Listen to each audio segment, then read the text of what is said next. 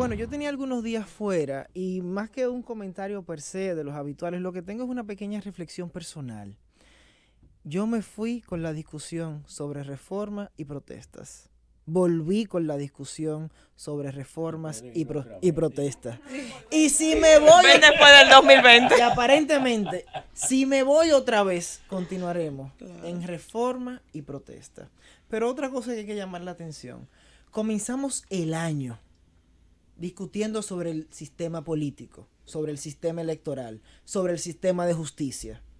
Y todavía seguimos en eso. Cuando no es que no se respetan las decisiones del Tribunal Superior Electoral, es el tema del voto de arrastre. Cuando no es que hay una crisis con el voto de arrastre, son sobre las posibles interpelaciones que vienen del Senado en contra de magistrados que hacen su trabajo. Y yo llamo mucho la atención a esto, y es, una sociedad no puede vivir todo el tiempo al borde de una crisis. Las crisis desestabilizan y siempre tienen consecuencias. Ya en términos menores, los dominicanos hemos comenzado a percibir lo que significa inclusive que se haga una propuesta frente al Congreso. El abogado que fue a la feria porque tenía audiencia tiene que parquearse casi en pasaportes para poder acudir a su función. El que trabaja en la feria en dos ocasiones tuvo que salir después de las 8 de la noche por el tema de la militarización y la protesta. Ojo, yo no critico que se haga ni la protesta, ni la defensa de la Constitución, ni la reforma de la Constitución, porque al final del día son mecanismos constitucionales existentes. De hecho, la reforma, cuando es por buenos términos, es un mecanismo jurídico excelente. Es el único mecanismo que le permite a la Constitución adaptarse a los tiempos. El gran problema de la reforma es cuando se hace por intereses personales. En el tema de la protesta, las protestas lo que significan son la gran simbiosis entre dos derechos ciudadanos. El derecho de la libertad de expresión y la libertad de asociación. Eso es derecho, eso es democracia. Ahora bien, detrás de la defensa de la Constitución y detrás de la posible reforma de la Constitución, por lo menos a mi entender, lo que se encuentran son intereses personales. Y aún con mecanismos constitucionalmente reconocidos, yo creo que este país, esta sociedad no se merece que desde enero hasta ahora se esté discutiendo la posible reforma de su sistema político. Yo creo que la clase política en su totalidad, y aquí incluyo al oficialismo, a la oposición dentro del oficialismo, no pueden tener como único objetivo alcanzar el poder, sino también administrarlo y darle cierta estabilidad política, cierta paz y cierta garantía democrática al país. Ojo. Tienes que incluirte tú, aunque vivas viajando. No, y yo incluido, claro. Es que nosotros no nos merecemos, nadie se merece, este país no se merece. Señores, desde enero, discutiendo se reelige, no se reelige.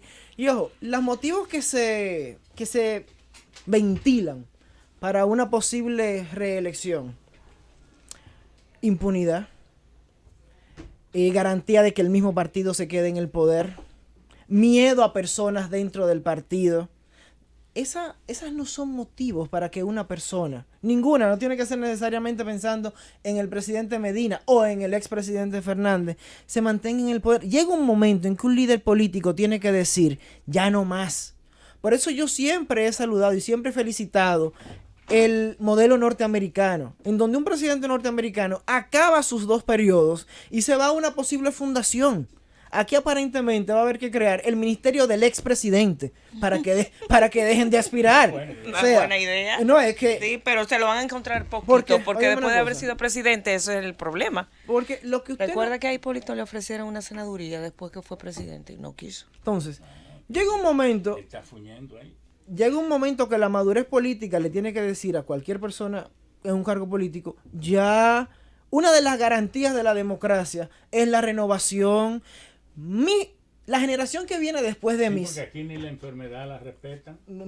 Absolutamente Peña nada. Fue candidato sabiendo que tenía un cáncer limitado. Y Balaguer, que no podía ni ver y estaba lleno de achaques.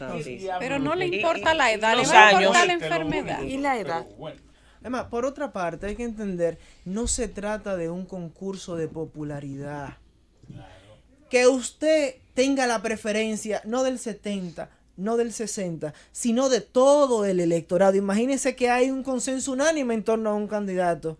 No le dice a usted que usted puede presentarse. Eso no es un derecho. Ser presidente. Al contrario, Eduardo, debería canalizar eso para irse así, con ese Es más, boom lo que en queremos es alta. que todos terminen muy populares para que ninguno haya hecho las vagabunderías que hacen los que están. Estoy totalmente de acuerdo. De hecho, la limitación del poder es un requisito sine qua non de cualquier democracia. Y ojo, si hoy se encuentran razones o circunstancias para que la persona que ocupa el poder se reelija en el año 2020, en el 24 también aparecerán razones, en el 28 también aparecerán razones, en el 32 también, y así sucesivamente. Yo creo que para todos nosotros ha llegado el momento, sobre todo para la sociedad dominicana, de tomar una decisión y marcar un nuevo rumbo. ¿Qué yo quiero decir con esto? Muy fácil. Yo creo que las generaciones venideras no tienen por qué vivir la forma de hacer política del balaguerismo, que es lo que tenemos en todos los actuales. El balaguerismo, iba a decir profesional, pero más bien el balaguerismo perfeccionado. No es cierto que lo que usted no hizo en 12 años, lo va a hacer ahora. No es cierto que lo que usted no hizo en 8, lo va a hacer ahora. Tal vez sea el tiempo. Es que lo que debe haber es continuidad del Estado y las cosas que están bien, continuar haciéndolas, no como se hace ahora. Que si un puente lo hizo fulano y usted va de nuevo, usted va entonces a gobernar, dejan que se caiga para no darle el mérito a ese otro gobernante que lo hizo, y es el país el que está perdiendo. Claro. Y además, los problemas de la República Dominicana, y esto es bueno que se entienda, no son tan elementales que un solo hombre va a resolverlos. No es cierto que el líder mesiánico va a llegar y va a resolver lo de la luz, va a resolver lo del Estado de Derecho, y va a resolver lo de la justicia, por decir 3 problemas. Eso no es cierto.